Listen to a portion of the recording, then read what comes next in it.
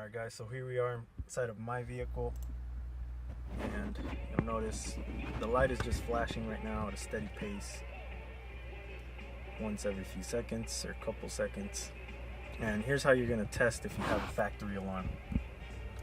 Now if you have your key fob, you didn't lose it or it's built onto your key, simple, just make sure all the doors are closed. Right now I have my door open, but make sure all your doors are closed and simply hit the lock button, and you're gonna wait 30 seconds so that the alarm can arm. It's about standard time for factory alarms. It takes 30 seconds. Aftermarket alarms take about 5 seconds. You can open the door right away, but factory alarms, that's what it takes.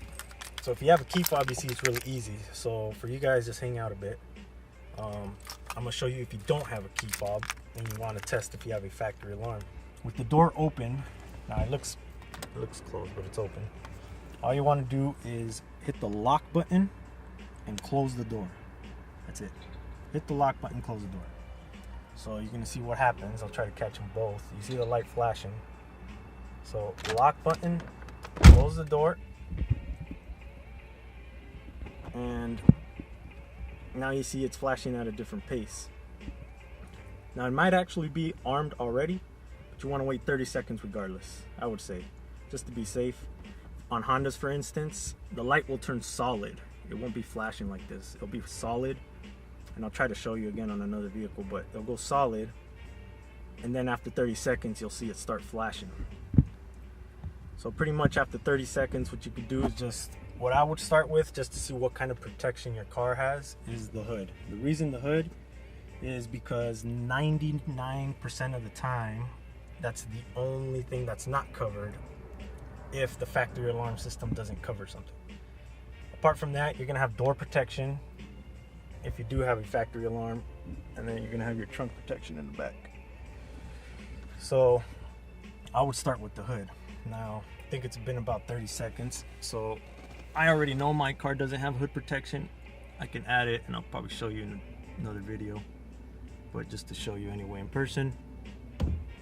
There, I just popped my hood and the alarm didn't go off. So if someone cranked open my hood, they could get in there right now, and maybe if I had some mods or something, and yeah, it'd be a nightmare. So next thing you could do is pop the trunk. The doors, you could pop the door just to test to see if you have an alarm. We'll just go ahead and do that. I'll get the key fob right away so I don't make too much racket. But you open it, hit the unlock, and some cars, as soon as you hit the unlock, the alarm might actually go off. Just depends on the vehicles. And here we go. So I just disarmed it right away because I didn't want to make too much racket. So as long as you open the door, all your doors are going to be protected. It's kind of funny if one doesn't set it off, and if one doesn't set it off, then you probably have some issue with that door trigger. Anyway, you could try it again and try your trunk. I already know my trunk has protection, so you do the same sequence, and instead of opening a door, try the trunk that time, and then if it goes off, you know you have trunk protection. And that's pretty much it. So if you pop the hood and your alarm goes off, I wouldn't even bother testing the rest because you're gonna have a factory alarm.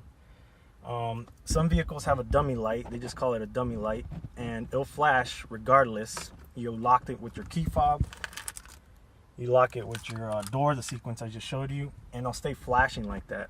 It won't go solid, and then after 30 seconds, if nothing happens, you have what they call just keyless entry. That's it. It's just, you don't need a key to enter the car. You just hit your button. Keyless entry, no alarm. So you can look into getting an alarm. And that was it for this video, guys.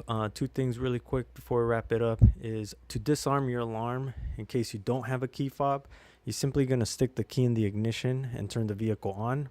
If that doesn't work, you have to stick the key in either the driver door or the passenger side door on the outside and just unlock it by twisting the key as if you're unlocking it manually.